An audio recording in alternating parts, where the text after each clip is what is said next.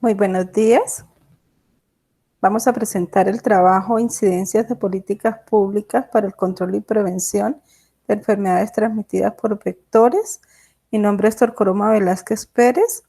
Trabajamos con María Camila Sánchez y Hugo Fernando Castro Silva, del Grupo de Investigación GITID, en unión la Universidad Francisco de Paula Santander Ocaña y la Universidad Pedagógica y Tecnológica de Colombia, UPTC, sede Sogamoso. La salud pública en Colombia pues está formada por un conjunto de políticas que pretenden garantizar la salud de la población, pero vemos que se presentan muchos problemas para el logro de este objetivo, pese a que se desarrollan elementos como estilos de vida saludable, población vulnerable, tratamientos epidemiológicos, demografía y vacunación, que ahorita es un tema de mucho auge. Según el Ministerio de Salud, vemos que las enfermedades transmitibles más frecuentes en Colombia son el COVID-19, la infección respiratoria aguda IRA, Zika, dengue, chikungunya y Chagas, entre otros.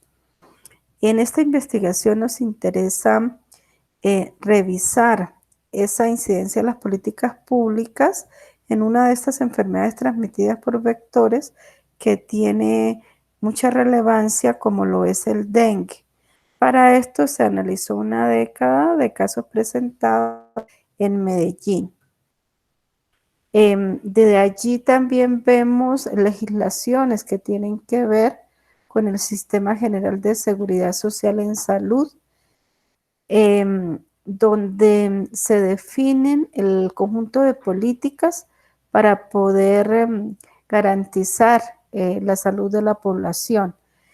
También es importante revisar que el dengue es una enfermedad que se estima que el 40% de la población mundial vive en zonas de riesgo de infección, que produce más de 20,000 muertos por dengue cada año en más de 125 países endémicos. Y esto lo vemos relacionado también en América, donde tenemos mayor incidencia a presentar esta enfermedad.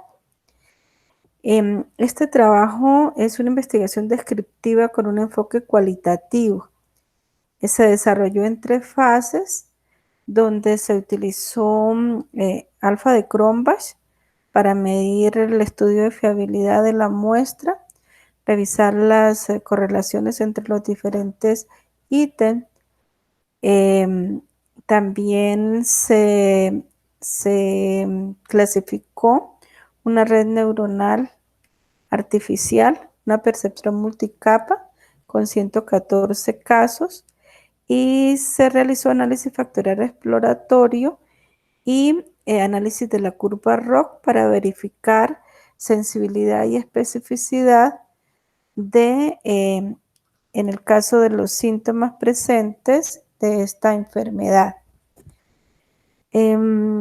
Vemos que dentro de los casos presentes en Medellín, inicialmente cruzamos los tipos de dengue sin signos de alarma, con signos de alarma y dengue grave, relacionados por sexo, con distinta afiliación en salud, tanto en régimen contributivo, subsidiado, excepcional, especial y no asegurado.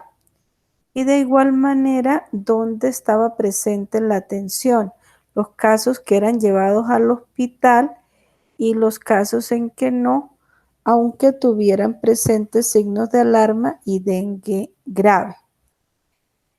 Posteriormente, teniendo en cuenta el alfa de Cronbach, con estos resultados nos dio una muestra fiable. Se empezó a clasificar los elementos que mayor tuvieran relevancia para tener una muestra de 114 casos. Y de allí se establecieron como variables el sexo, el tipo de casos, desplazamiento, síntomas como dolor articular, cefalea, erupción, dolor abdominal, vómito y hemorragia. De allí se pudieron analizar ciertos elementos como los tipos de casos probables con desplazamientos de pacientes en edades de 14 años presentando predominancia de síntomas como cefalea, dolor en articulaciones, dolor abdominal y vómito.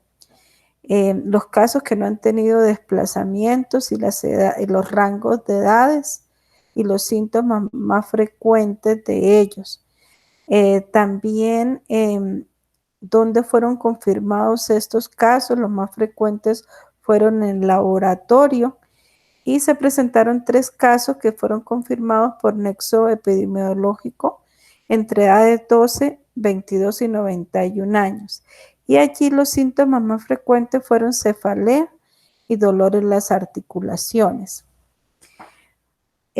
Después de verificadas también estas tendencias con estos síntomas, se procedió a entrenar una red neuronal artificial con estos 114 casos, dentro de ellos tomados 99 con esa incidencia. Una parte se entrenó y otra se trabajó como prueba, siendo las entradas los síntomas y las salidas los tipos de dengue presentes. Para efectos de clasificar estos elementos y ver los que tenían mayor relevancia y posteriormente hacer análisis de la curva ROC para mirar dentro de esos síntomas su especificidad y sensibilidad y clasificarlos también por edad de paciente y por sexo, mostrando en su gran mayoría una tendencia intermedia. Como conclusión podemos tener que se deben considerar tanto lo político, lo estratégico y lo operativo para esas políticas públicas, que esa gestión se está abordando desde lo epidemiológico, el manejo integrado de vectores, medioambiental, atención al paciente, laboratorio y vacunación,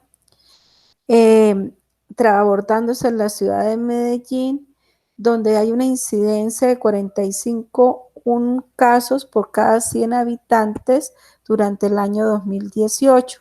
Y hay una meta de letalidad de estos dengues, tanto menores como graves, en tenerlo en menor del 2%. Los casos dentro de la década, veíamos los más presentes estaban en el régimen contributivo, pero se presenta aproximadamente un 6% de casos con signos de alarma y dengue grave que no son tratados en los hospitales.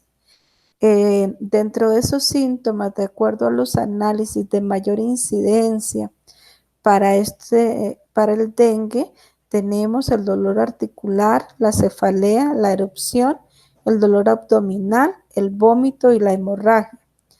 Dentro de esas acciones implementadas en Medellín ha estado la vigilancia epidemiológica, la evaluación del manejo clínico de los pacientes, las visitas de control químico en viviendas, establecimientos, donde se busca y se eliminan los criaderos de zancudos, tanto en hogares, establecimientos de salud y de educación, la capacitación a profesionales de las IPS de las ciudades y las actividades comunitarias.